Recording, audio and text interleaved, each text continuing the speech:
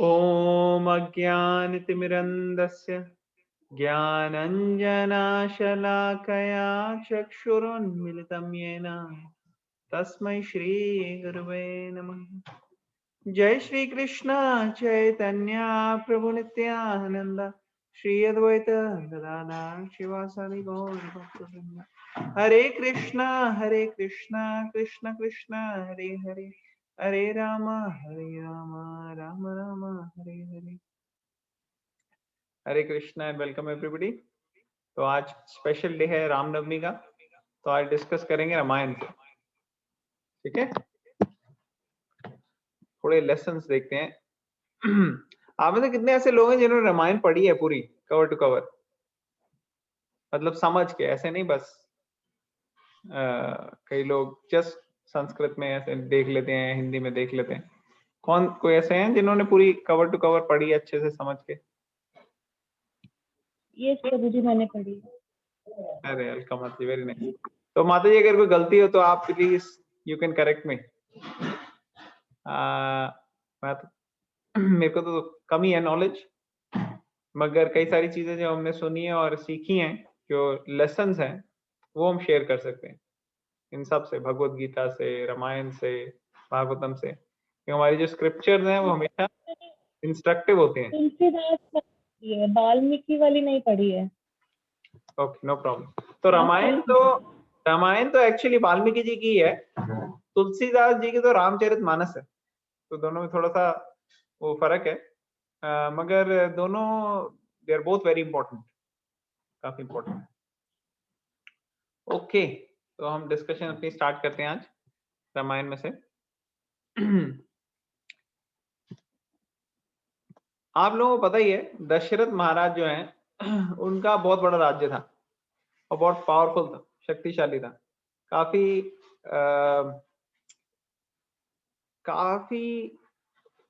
Point of view से अगर हम देखेंगे कि राज्य को, तो इट वाज एग्जेम्पलरी। ऐसी ऐसी चीजें थी वहां पे जो इतनी वेल प्लान्ड और इतनी ऑर्गेनाइज थी, कंपेयर नहीं कर सकते हम। जैसे उनका फैसिलिटी ऐसी थी, अरेंजमेंट, के सब जितने भी लोग थे वहां पे वो बड़े खुश रहते थे उनसे, उनके राज्य से। ऐसा राजा होना वैदिक कल्चर में पॉसिबल होता था क्योंकि उनको प्रॉपर ट्रेनिंग होती थी। उनकी ट्रेनिंग बहुत अच्छी होती थी कि कैसे राज्य करना चाहिए और कैसे वो अपने राज्य के लोगों को, जो उनके डिपेंडेंट्स हैं, जो उनकी प्रजा है, उसको सम्मान देते थे और उनका ध्यान रखते थे। हर चीज का अच्छा, टेक्नोलॉजी भी बड़ी एडवांस थी। ऐसा नहीं है कि उस वक्त वो एडवांस नहीं थे। उनके पास इरिगेशन और वाटर मैनेजमेंट का ऐसा सिस्टम था कि अगर बारिश ना हो तो कई कई साल तक वो मैनेज कर सकते थे। एक बारी तो कई साल बारिश नहीं हुई, 10 साल से ज्यादा हो गए, और तब भी उनका अच्छा मैनेजमेंट, इरिगेशन वगैरह सब हो रहा था। तो एक बारी उनके दशरथ महाराज की एक पुत्री भी थी। आप लोगों को किसी को पता है क्या नाम था उनका? तो मुझे शांता था क्या? हाँ, शांता। तो वो उनकी बेटी थी, लेकिन उनके एक मित्र थे जिनका नाम था रोमपाद महाराज। आपने सुना है किसी का नाम रोमपाद महाराज का नाम पहले? यस प्रभु जी। और किस किसने नहीं सुना रोमपाद महाराज का नाम? मैंने नहीं सुना। उनके काफी अच्छे मित्र थे। तो उनके जो मित्र थे, एक बार अतुल नाम रिपीट करना। रोमपाद। अच्छा, ओके, थैंक यू। तो वो जो थे वो काफी अच्छे मित्र थे और उनके पास भी कोई बच्चा नहीं था। तो इनकी मित्रता इतनी क्लोज थी कि वो काफी दुखी थे और इनके पास एक बच्चा था, शांता थी। तो उन्होंने कहा हमारे पास तो कुछ भी नहीं है, बड़े उदास थे। तो दशरथ महाराज वो इतने मैग्नानिमस थे, उन्होंने कहा देखो मैं आपको समझ सकता हूँ, अगर आपको बच्चे की इच्छा है, आप मेरी एक पुत्री है शांता, आप उसको अपनी बच्ची मान लो, अपने अडॉप्ट कर लो आप। वो आपके पास रहेगी। तो एक्चुअली वो बड़े खुश हुए, उन्होंने कहा हाँ ये अच्छा आइडिया है, थैंक यू, और उन्होंने लिया। तो रोमपाद महाराज के राज्य में एक बार क्या हुआ, बड़ा अकाल पड़ गया। रोमपाद महाराज के राज्य में काफी साल तक, इतने साल तक वो नहीं हुई, बारिश नहीं हुई, तो उनको लगा कुछ करना पड़ेगा। तो उन्हें किसने बताया कि भाई आपको यहाँ स्पेशल यज्ञ करना पड़ेगा, और उस यज्ञ के लिए आपको ऐसे व्यक्ति चाहिए जिसने जन्म के वक्त भी और जन्म के सर्टेन टाइम तक किसी लेडी को देखा ना हो कभी, ऐसा व्यक्ति चाहिए, ऐसे ऋषि चाहिए। तो उन्होंने कहा अच्छा ऐसा ऋषि कैसे भाई, जब किसी का जन्म होता है तो उनको उनके माता के उसमें से ही होता है, तो कैसे हो सकता है कि वो देखे ना। ये बड़ी अनोखी सिचुएशन थी। फिर उनको उनके मंत्री ने बताया कि भाई देखो एक व्यक्ति है ऐसा जो इस क्राइटेरिया को फुलफिल करता है, तो बता सकते हैं क्या नाम था उनका ऋषि का? बाकी को बताने दो आप, किसी को पता है?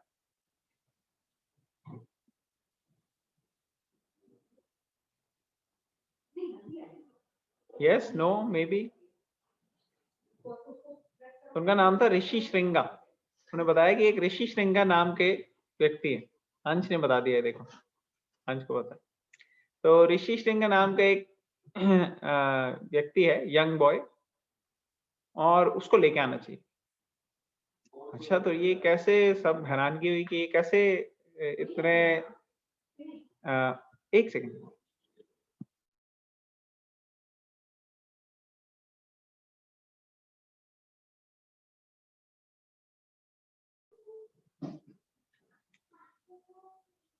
तो ऋषि श्रृंगा के पिताजी थे, वो भी बहुत बड़े ऋषि थे, उनका नाम था विबंधक। और वो इतने बड़े तपस्वी थे, इतने तप कर रहे थे कि जब भी कोई बहुत ज्यादा तप करता है तो उसको टेस्ट और ज्यादा फेस करने पड़ते हैं, है कि नहीं? जब भी देखोगे आप कि आपकी लाइफ में आपने कुछ कर रहे हो आगे आगे आगे, तो भगवान टेस्ट जरूर लेते हैं। और इस स्थिति में क्या हुआ, विबंधक को ऐसे देख के तपस्या करते हुए इंद्र जो थे वो बड़े अनकंफर्टेबल हो गए। इंद्र को लगा, हाँ, इंद्र ने को लगा कि हमें कुछ ना कुछ करना पड़ेगा, तो उन्होंने एक अप्सरा को अरेंज किया। एक्चुअली बड़ा मुश्किल था। हाँ, पहले उन्होंने जब अप्सराओं को भेजा और कुछ फर्क नहीं पड़ा, फाइनली उन्होंने बहुत प्रयास करके एक अप्सरा को और हायर प्लैनेट से लेके आए वो, और थिंक उनका नाम था मनसा। उनको भेजा कि आप जाओ, तो वहां पे गई और उनकी तपस्या जो है उसको डिस्ट्रैक्ट किया, और जब वो डिस्ट्रैक्ट हुआ तो उनको अच्छा नहीं लगा। उनका जो पूरी तरह से फॉल डाउन तो नहीं हुआ, क्योंकि वो अभी भी तपस्या कर रहे थे, लेकिन उनसे थोड़ी सी मिस हो गई और उसकी वजह से उनका वीर्य निकल गया, जिसको मनसा को उन्होंने कहा कि ये लो, तुम्हें यही चाहिए था, ये रखो, और चले गए। तो उसने उसको एक हिरनी के गर्भ में डाल दिया, और हिरनी के गर्भ में आया ह्यूमन का। तो उससे क्या हुआ, उससे बहुत ही जल्द वहां पे एक बालक हुआ। वो बालक कैसा था, वो व्यक्ति इंसान के तरह लगता था बिल्कुल, लेकिन उसके सर पे सींग थे। उसका नाम पड़ गया श्री श्रृंगा। और हिरनी को तो समझ में नहीं आया इसको कैसे ध्यान रखो, वो भी चली गई, और मनसा वो भी चली गई हायर प्लैनेट। तो अकेले विबंधक रह गए उसके साथ। तो विबंधक ने उनका अच्छे से पाल पोस के उनको बड़ा किया, और ऐसी जगह रखा था उनको, ऐसे आश्रम में जहाँ पे कहीं दूर दराज के बहुत ज्यादा लोगों का कोई आना जाना ना हो। उसको सिर्फ ये सिखाया था कि कैसे भगवान के लिए यज्ञ करना है, कैसे तपस्या, क्योंकि उस वक्त यज्ञ होता था। त्रेता युग में जो युग धर्म है वो यज्ञ है, जो सतयुग में युग धर्म है वो है मेडिटेशन, ध्यान, और जो द्वापर युग में युग धर्म है वो है डीटी वर्शिप, अर्च विग्रह, भगवान की मूर्ति की पूजा करना। और कलयुग के अंदर युग धर्म है हरि नाम संकीर्तन, हरे कृष्णा कृष्ण कृष्ण हरे हरे, हरे राम राम राम हरे। तो अलग अलग उसमें अलग अलग रिकमेंडेशन। तो उनको सिखाया यज्ञ कैसे करना है, कैसे ब्राह्मणों की सेवा करनी है, वैष्णवों की सेवा करनी है, ये सब चीजें सिखाई उनको। और जंगल में रहते हैं ऋषि मुनि तो वहाँ पे वो रहे, काफी अच्छे डिसिप्लिन लाइफ उन्होंने जी। और जैसे जैसे बड़े हो रहे थे वो बिल्कुल आज्ञाकारी थे, अपने पिताजी का सारा कहना मानते थे, जो भी पिताजी कहते थे वही करते थे। तो बहुत अच्छी अच्छी क्वालिटीज थी उनके अंदर। तो इनकी प्योरिटी और इनकी क्वालिटी सब स्प्रेड होने लगी, फैलने लगी। तो उन्होंने जो ऋषि सिंगा है उनके बारे में जब पता लगा रोमपाद महाराज को, उन्होंने कहा कैसे इसको लेकिन यहाँ पे लेके कैसे आएंगे, कैसे उनसे यज्ञ करने के लिए कहेंगे, क्योंकि पिताजी तो उनके जाने नहीं देंगे कहीं पे, और हमारे यहाँ पे अगर यज्ञ नहीं हुआ तो बड़ी प्रॉब्लम आ जाएगी। तो उन्होंने क्या करा, उन्होंने कहा चलो थोड़ा ट्रिक करते हैं इनको। जब उन्होंने अरेंजमेंट किया उनके मंत्रियों ने सबने कि ऐसे करते हैं कि जब इनके पिताजी चले जाएंगे तब हम इनको पीछे से लेके आते हैं। तो उन्होंने अरेंजमेंट क्या किया, उन्होंने कुछ लेडीज को ऋषि के कपड़े पहना दिए। अब उन्होंने कभी लेडीज देखी नहीं थी ज्यादा, ऋषि सिंघा ने कभी भी। और उन्होंने क्या किया, एक लेडी को दाढ़ी मूछ लगा के पूरा कई सारे कपड़े पहना के कुछ लेडीज को भेजा वहां पे ऋषि, कि भाई ये ऋषि हैं। तो जब ऋषियों को देखा तो उनके पिताजी ने उनको सिखाया था कि ऋषि मुनि हो, कोई भगवान के भक्त हो, उनकी अच्छी सेवा करनी है। तो जब ये वहां पे गए तो उन्हें सेवा करने के लिए अपना शुरू हो गए। ऋषि सिंघा बड़े हो गए थे अभी तक, पहले तो बच्चे थे लेकिन अभी बड़े हो चुके थे। तो जब उन्हें देखा, उनको सेवा तो कर रहे थे लेकिन उनकी आवाज थी डिफरेंट ऋषियों की, थोड़ी होती है ना, फर्क होता है आवाज में मैन और लेडीज की। तो उन्होंने आवाज सुनी, उन्होंने देखा, उनकी सेवा की। तो उसके बाद ये ऋषि के संपर्क में आके थोड़ी सी अलग फीलिंग आ रही थी उनको। फिर उन्होंने कहा मुझे ऐसा कभी हुआ नहीं लेकिन आज हो रहा है। तो ये जाने लगे तो उन्होंने कहा नहीं नहीं आप मत जाइए, आप बैठिए। तो उन्होंने कहा नहीं आप भी हमारे साथ चलो। तो ऋषि सिंघा भी उनके साथ चलने लगे। तो उन्होंने अरेंजमेंट क्या किया था, उन्होंने एक कुटीर सी बनाई हुई थी, कुटिया, लेकिन वो पानी में थी। मतलब ऐसा अरेंजमेंट था कि वो पानी के ऊपर रहती थी। तो उनको कुटिया में लेके आए, वो पानी जो था वो रिवर था, उससे वो इस जंगल से दूर रोमपाद महाराज के उसमें चले गए। अब ये इतने प्योर थे जो ऋषि सिंघा है, इनको कहा कि चलो आपको हम जरा एक जगह लेके जाते हैं। तो वो कुटिया जब आके खड़ी हो गई वहां पे रोमपाद महाराज के उसमें, तो जब वहां से वो निकले, एक्चुअली वो बोट थी, तो बोट से वापस निकले जब पानी में, जैसे ही उन्होंने उस धरती पे स्टेप किया, उस राज्य पे स्टेप किया, तभी बारिश आने लग गई। जैसे होता है ना स्विच दबाते हैं लाइट आ जाती है, वैसे उन्होंने पैर रखा वहां पे और आने लगी। क्यों? क्योंकि जो प्योर व्यक्ति होते हैं, जो प्योर लोग होते हैं, वो जहां पे भी जाते हैं ऑस्पिशियसनेस आने लग जाती है, ऐसे होता है। तो फिर उन्होंने वहां गए, उनको लेके गए, मिलवाया रोमपाद महाराज के उधर। वहां पे ब्राह्मणों ने मिला, उनसे रिक्वेस्ट किया यज्ञ करने के लिए, उन्होंने यज्ञ करा। फिर वो यज्ञ भी हुआ, और फिर यज्ञ होने के बाद उन्होंने कहा वापस इनको भेजेंगे अगर तो विपंदक ऋषि तो बड़े क्रोधित हो जाएंगे, हो सकता है हमारे को श्राप भी ना दे दे।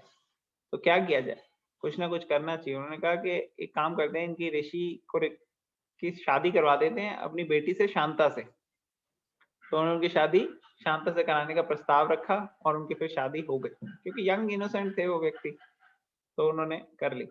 और जब हुई तो विपंदक ऋषि आए वहां पे, उनको पता लगा कि अरे ऐसा ऐसा हो गया, लेकिन अब वो क्या श्राप देते, अब तो क्या कहते हैं, वो फैमिली का ही रिश्ता हो गया था, है कि नहीं। तो उनको समझाया बुझाया, उनका ठंडा किया, फिर उन्होंने मान लिया। तो यही सिचुएशन चल रही थी। अब हमने डिस्कस किया दशरथ महाराज के, उसमें भी बड़ी सारी पॉजिटिव चीजें थी, काफी उनका राज्य अच्छा था, राजपाट सब लोग अच्छे थे, हैप्पी थे, मतलब संतुष्ट थे राजा से। लेकिन फिर भी उनकी लाइफ में कुछ ठीक नहीं था। वो क्या था क्योंकि एक ही बच्चा था उनका, शांता, वो भी दे दिया उन्होंने रोमपाद महाराज। अब उनके पास कोई बच्चा नहीं और कोई राजा बनने के लिए नहीं है, तो बड़े दुखी रहे इस वजह से। और वो कई सारे यज्ञ कर रहे थे,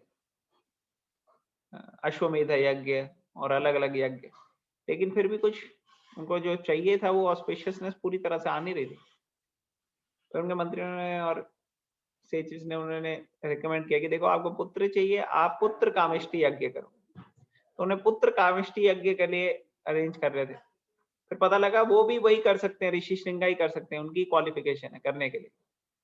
तो फिर फाइनली उन्होंने ऋषि श्रृंगा से रिक्वेस्ट किया, उन्होंने किया यज्ञ। और यज्ञ में आप लोगों को पता है कि यज्ञ में क्या आया, खीर आई।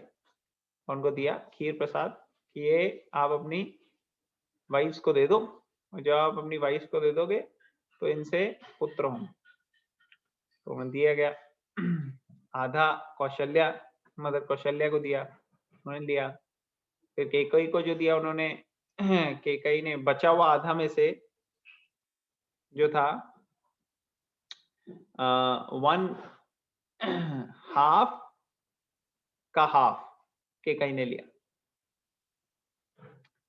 सुमित्रा ने बचे हुए का हाफ ले लिया था पहले, और फिर जो रिमेनिंग 1/8 था वो भी लिया। तो टोटल कौशल्या, मदर कौशल्या ने आधा लिया उसमें से। और फिर आगे आने वाले टाइम में क्या हुआ, उनको कौन कौन हुए उनके बेटे मदर कौशल्या के? श्री राम। हाँ, मदर कौशल्या के श्री राम। और जो दूसरा 1/8 था जो केकई ने लिया था, उनसे कौन हुए पुत्र? भारत। भरत। ओके। और जो सुमित्रा ने लिया था, उन्होंने पहले एक 1/4 लिया, फिर एक 1/8 लिया, उसमें से कौन हुए? लक्ष्मण जी। लक्ष्मण, शत्रुघ्न। यस। लक्ष्मण और शत्रुघ्न। तो लक्ष्मण जी हुए 1/4 वाले से और 1/8 वाले से हुए शत्रुघ्न। तो ऐसे उनके सारे बच्चे हुए। तो लक्ष्मण और शत्रुघ्न एक तरह से जुड़वा है। तो लक्ष्मण जी जो है वो राम जी की सेवा में लग गए, और जो भरत हैं उनके साथ शत्रुघ्न लगे। तो ऐसे चारों की परवरिश बहुत अच्छी चल रही थी, काफी अच्छा उनको अपब्रिंगिंग था। आजकल हम देखते नहीं है ऐसे कि 4 भाई हैं लड़के और उनमें कोई लड़ाई नहीं है, बिल्कुल भी कोई लड़ाई नहीं, नामो निशान नहीं। माँ बाप जो है वो प्रे करते हैं कि हमारे बच्चों की बनी रहे। और जब बच्चे बड़े हो जाते हैं, बचपन में तो चलो थोड़ा खेल खेल में लड़ते हैं, और बड़े होने के बाद कई बार कोर्ट में लड़ते हैं, अलग अलग चीजों के लिए, प्रॉपर्टी के लिए, इसके लिए, उसके लिए। तो ऐसे लड़ाई ये कलयुग कहा। लेकिन तब के टाइम में हम देखते हैं कि कैसे बड़े बड़े सिचुएशन में भी भाईचारा इनका था। तो बचपन से ही ऐसा था। और तीनों जो मदर्स थी, सुमित्रा, केकई, कौशल्या, वो तीनों की तीनों जो थी, उनका सब चारों बच्चों से बहुत अच्छा प्रेम था। ऐसा नहीं था कि वो सोचती थी अरे ये मेरा बेटा है, ये नहीं है, नहीं, उनका चारों बच्चों के साथ पूरा लगाव था। और केकई तो बहुत प्यार करते थे राम जी को। तो ऐसे सब पूरे की पूरी जो वहां की प्रजा है वो सब खुश हो रही थी, सब अट्रैक्टेड हो रही थी। सबको लग रहा था अरे वाह कितना अच्छा होगा, कितने अच्छे गुण हैं इन सब में। तो ऐसे इनकी चल रही थी लाइफ, और बड़े हो रहे थे। फिर उनके बाद गुरुकुल में गए, सीखा वहां पे। और जैसे जैसे गुरुकुल में उन्होंने सीखा, आगे बड़े होते गए। तो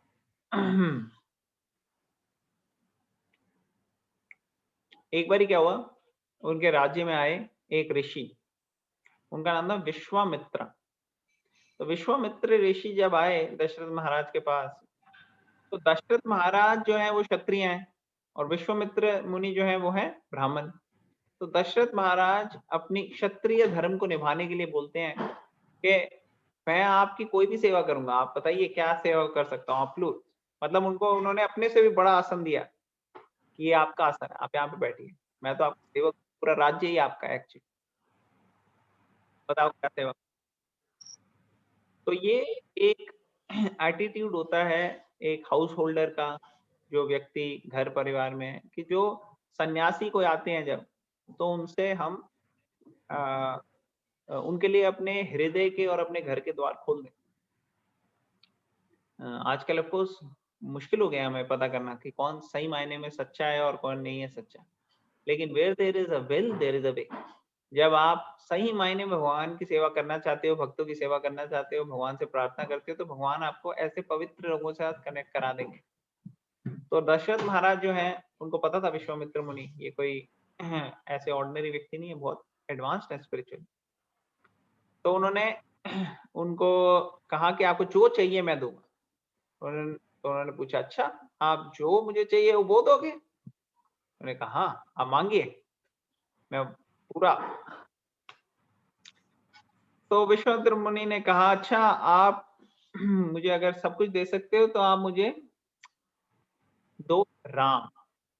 तो उन्होंने कहा क्या मतलब? मैंने कहा ऐसा है कि राम को आप भेजो, वो हमारे साथ जाएगा, हम यज्ञ कर रहे हैं। ऋषि मुनि जो है वो यज्ञ करते हैं जंगल में, तब यज्ञ यज्ञ का वो था रिकमेंडेशन युग धर्म। और ये जो हम यज्ञ कर रहे हैं इसमें हम चाहते हैं कि जो राक्षस आ रहे हैं उनसे प्रिवेंट किया जाए। कौन से राक्षस थे ये उन्होंने पूछा। तो मारीच और सुबाहु। तो ये जो राक्षस थे उन्होंने पूछा किसके हैं ये राक्षस। तो कहा ये रावण के हैं। तो एकदम रावण का नाम सुन के ही दशरथ महाराज एकदम बहुत ज्यादा डर गए। उनका राम तो एक छोटा बालक है, वो तो अभी बच्चा है, मैं अपनी पूरी आर्मी के साथ चलता हूँ। हालांकि उनको ये भी था कि मैं भी नहीं हरा सकता रावण को। तो ऐसा भी था, लेकिन दशरथ महाराज बहुत पावरफुल थे और बहुत शक्तिशाली थे, और उनके अंदर बहुत प्रजा उनकी बहुत बड़ी थी, आर्मी उनकी बहुत बड़ी थी। तो वो घबराते नहीं थे, रेडी थे लड़ने के लिए। लेकिन एट द सेम टाइम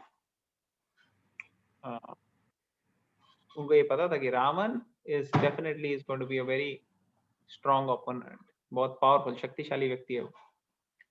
तो जब राम के आते उन्होंने कहा ये बच्चा ये क्या करेगा।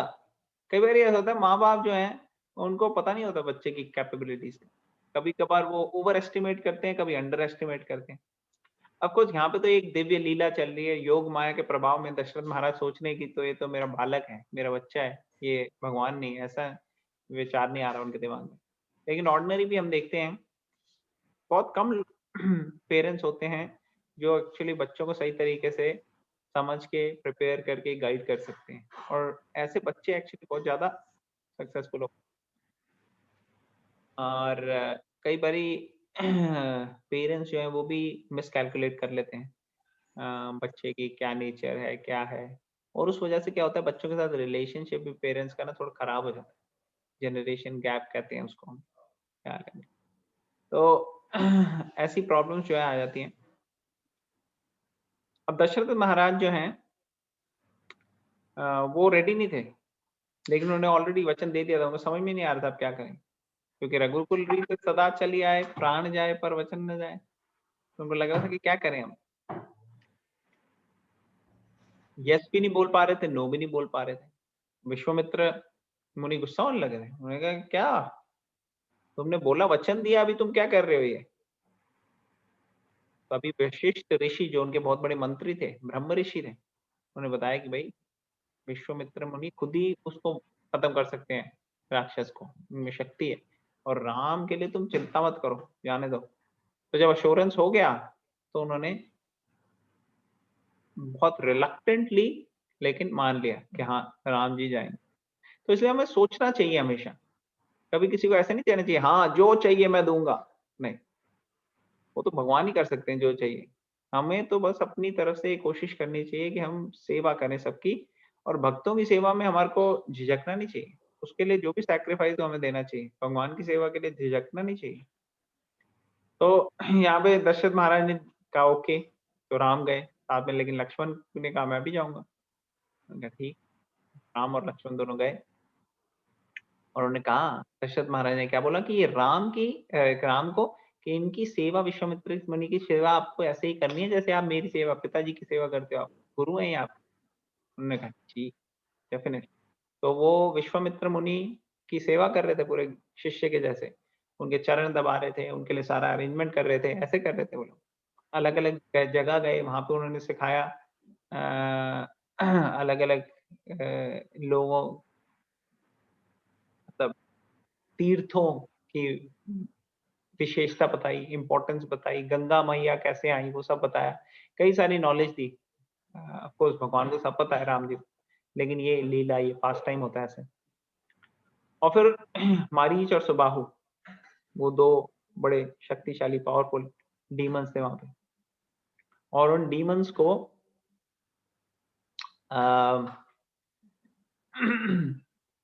उन डीमंस को मारने के लिए राम जी और लक्ष्मण जी वहां पे अरेंज हो गए। और जैसे जैसे आ रहे थे, आप लोगों को पता है स्टोरी, ये तो बहुत कॉमन है और बहुत डिटेल्ड है, लेकिन सिंपल वर्ड्स में जो राक्षस जब आ रहे थे वहां पे, पूरी तरह से कोशिश कर रहे थे कि यज्ञ को खराब कर दें, तो राम जी और लक्ष्मण जी ने उन सबको, राक्षसों को वहां से भगाया, मारा, ज्यादातर मर गए। मारीच जो था वो एक भगवान राम जी का एरो उसको लगा, वो दूर जाके गिरा, इतनी दूर जाके गिरा कि उसके बाद से उसको पोस्ट ट्रॉमेटिक सिंड्रोम हो गया। वो जब भी सोचता था राम के बारे में तो उसको एकदम डर डर लग जाता था, उसको लगता था कुछ भी हो राम में। इनफैक्ट अगर कोई कुछ भी र से बोलने शुरू होता है, उसका दिल धड़कने लग जाता है, कहीं राम का नाम तो नहीं ले रहे। तो ऐसे बड़ा डर गया था, क्योंकि एक ही एरो से उसे बहुत दूर भेज दिया था राम जी। तो ऐसे जो है राक्षसों को भी मारा, और जैसे जैसे ये सब हो रहा था, फिर आगे लेके गए उनको, राम जी को मिथिला, मिथिला जनकपुर कहते हैं ना, यहाँ पे मदर सीता वाज देयर, और वहां पे मदर सीता, उनके पिताजी कौन है सीता जी के? जनक, राजा जनक। तो राजा जनक जिनका वर्णन अभी हमने पढ़ा भी था 3rd चैप्टर में भगवत गीता में, वो एक्स्ट्राऑर्डिनरी डिवोटी हैं, बहुत बड़े राज ऋषि हैं।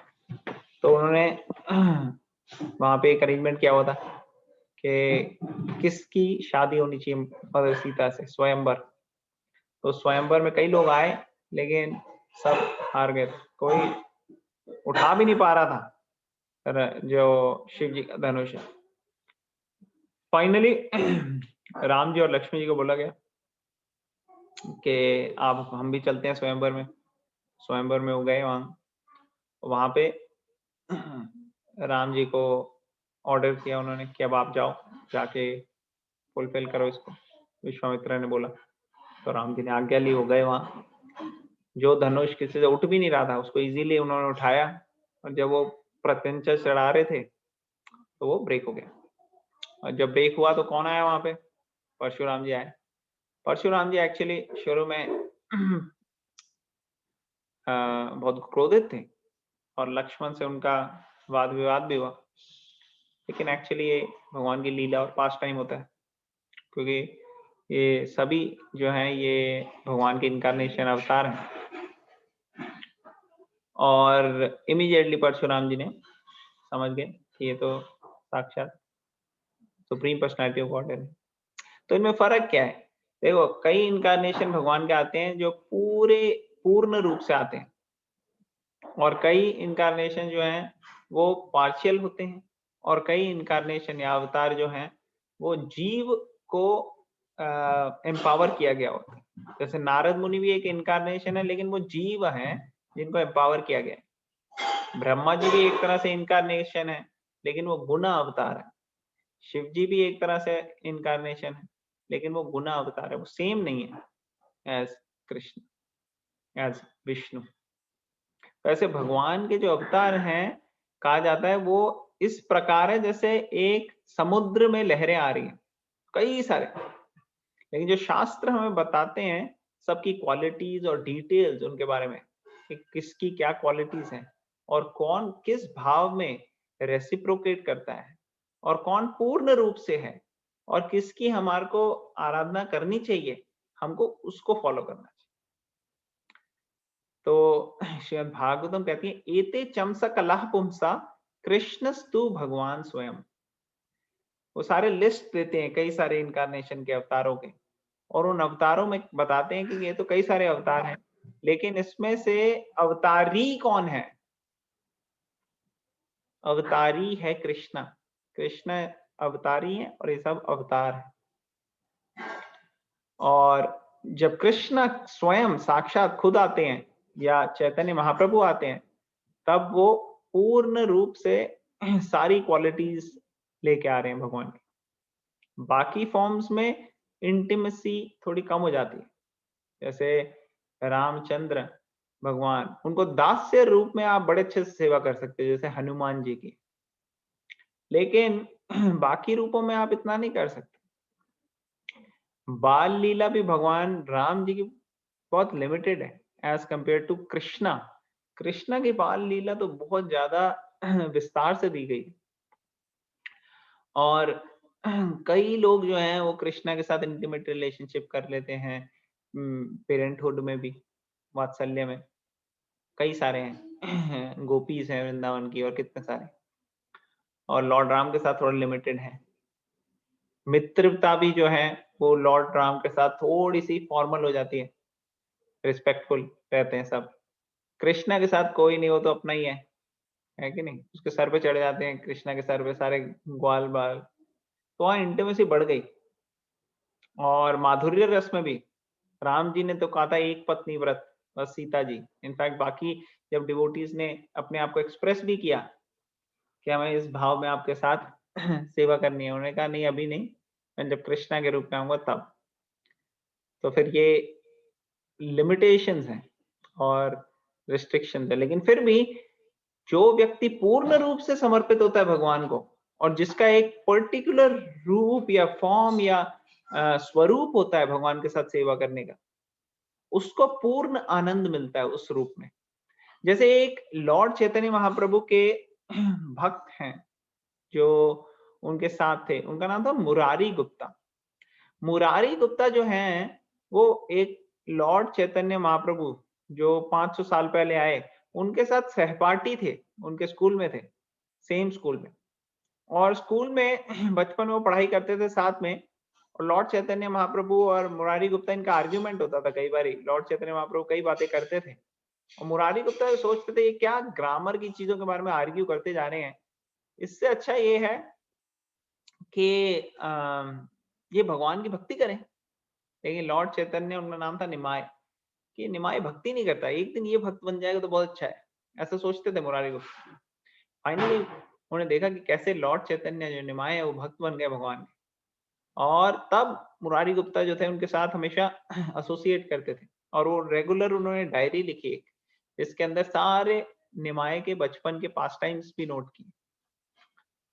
और ये मुरारी गुप्ता एक्चुअली किसकी इनकारनेशन है आप लोगों को पता है?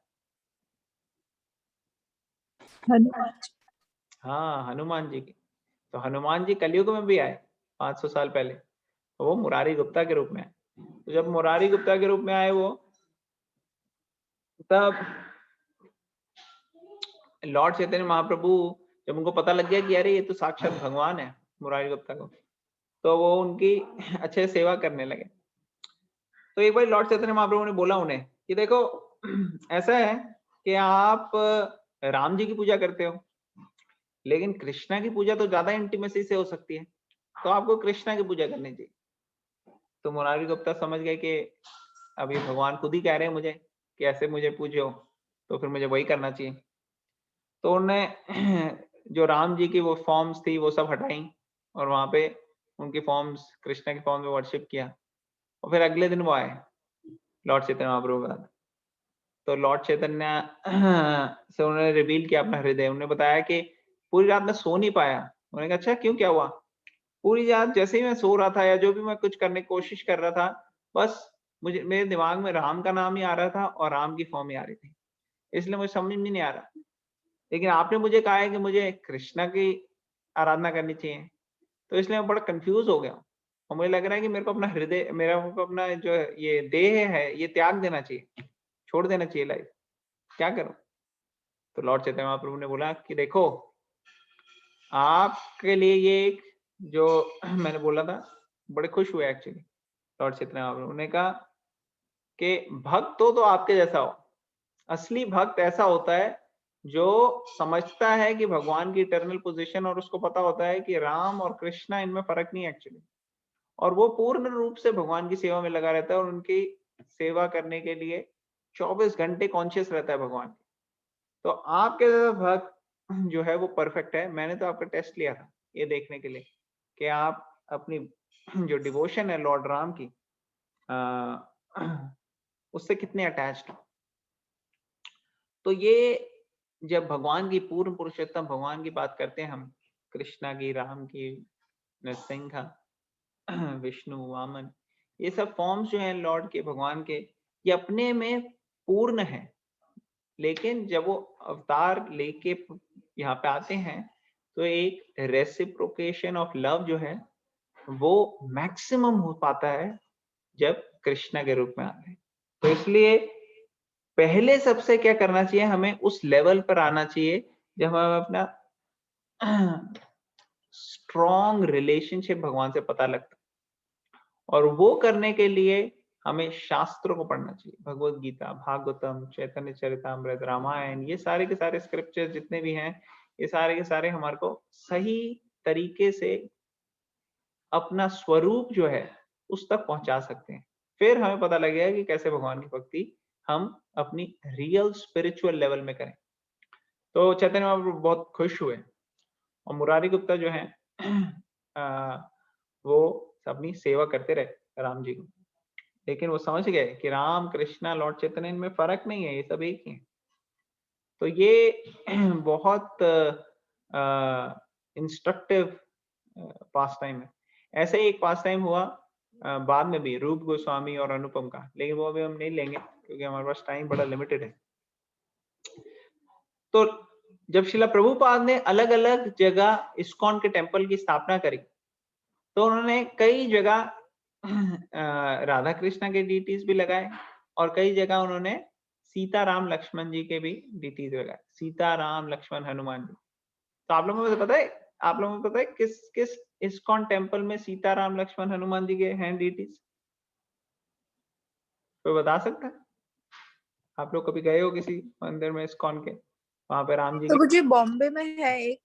Very good, yes, Juhu, Bombay, और कौन सा?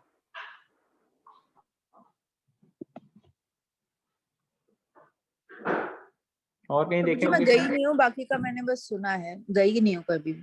ओके, कौन सी जगह का सुना है आपने? दिल्ली में है। करेक्ट, दिल्ली में है, बिल्कुल सही। तो दिल्ली में राधा पार्थसारथी जी टेम्पल में है, फिर जुहू में है राधा रासबिहारी टेम्पल में, और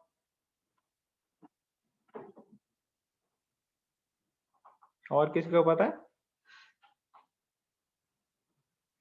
वॉशिंगटन में है और लंदन में है। अब देखो इंपॉर्टेंट जो कैपिटल सिटीज है वहां पे सीताराम लक्ष्मण जी के डीटीज हैं, Washington, London, Delhi, end of course Mumbai is financial capital. तो भगवान के जो अलग अलग फॉर्म्स है उनमें से लॉर्ड रामचंद्र जो हैं उनको मर्यादा पुरुषोत्तम कहते हैं। हमारे पास टाइम नहीं है और ज्यादा डिटेल में जाने के लिए, लेकिन लॉर्ड राम की लाइफ जो है उसमें उन्होंने दिखाया कि कैसे एक परफेक्ट जेंटलमैन होता है, परफेक्ट व्यक्ति, परफेक्ट किंग, परफेक्ट सन। तो इसकी बड़ी अच्छी डिस्क्रिप्शन और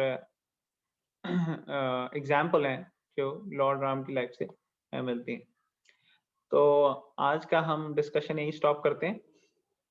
किसी को कोई क्वेश्चन, कमेंट या कोई पॉइंट है तो हम वो ले सकते हैं, बाकी हम कंटिन्यू करेंगे अपनी भगवत गीता कल।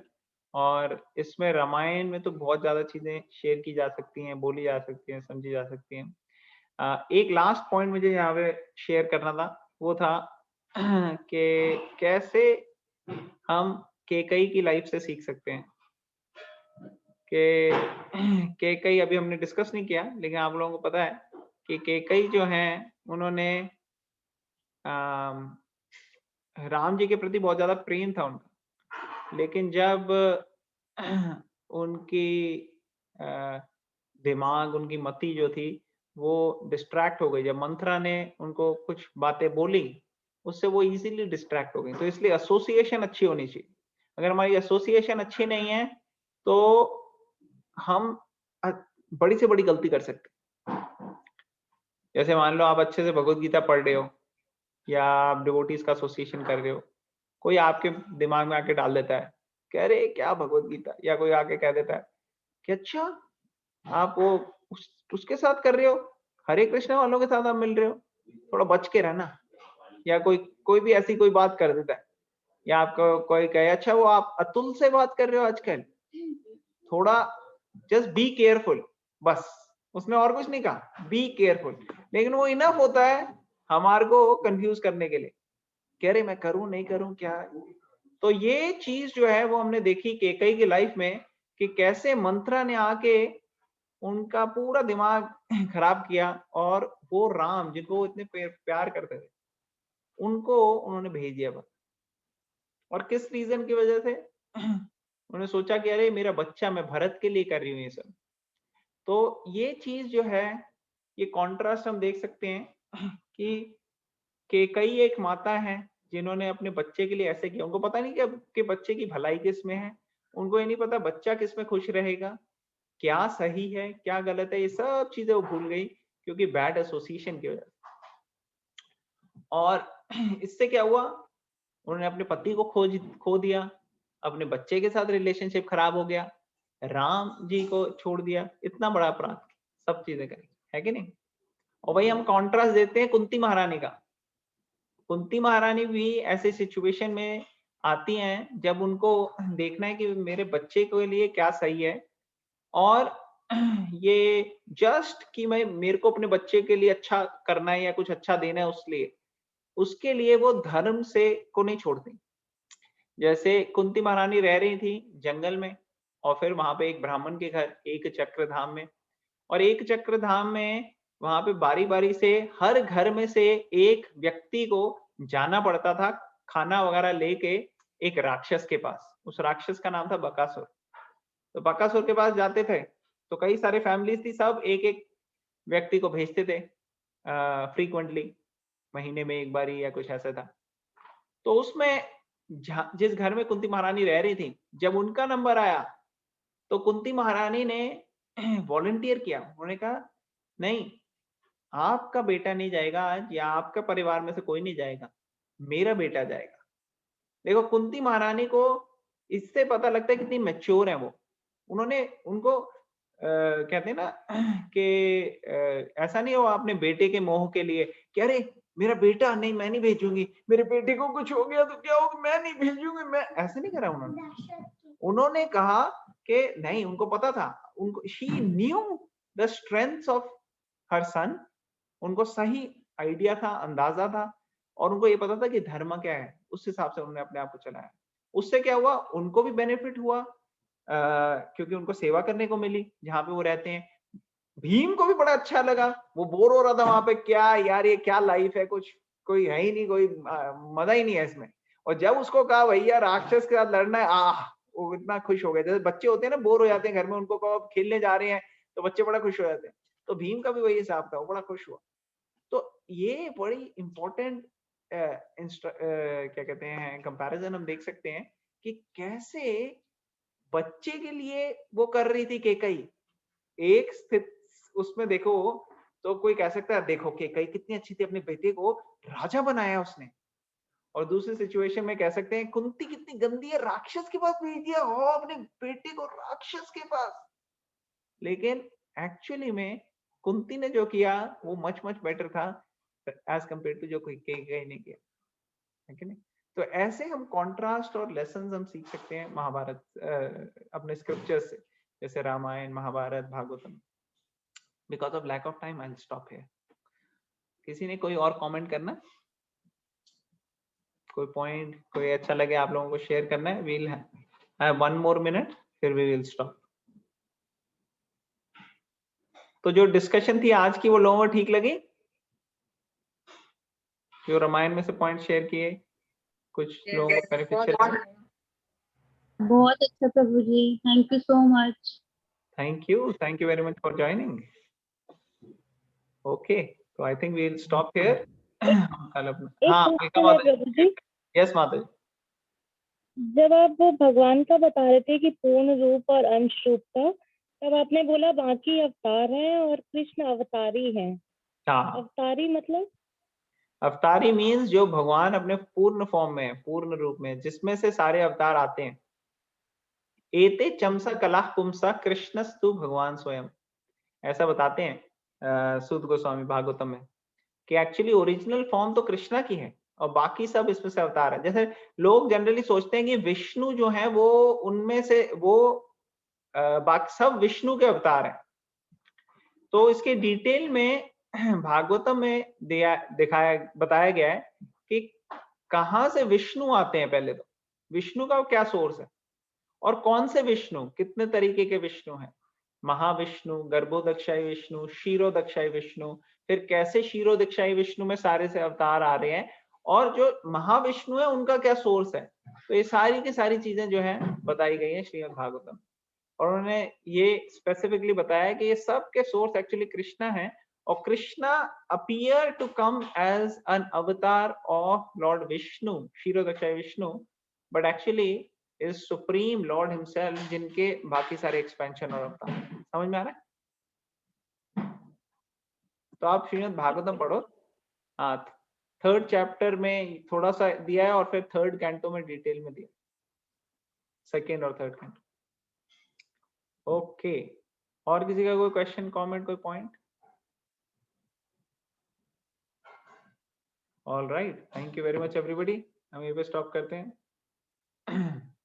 रामचंद्र सीता हनुमान जी की, सीता रामचंद्र हनुमान जी की जय। सॉरी, सीता राम लक्ष्मण हनुमान जी की जय। हरे कृष्ण। हरे कृष्ण।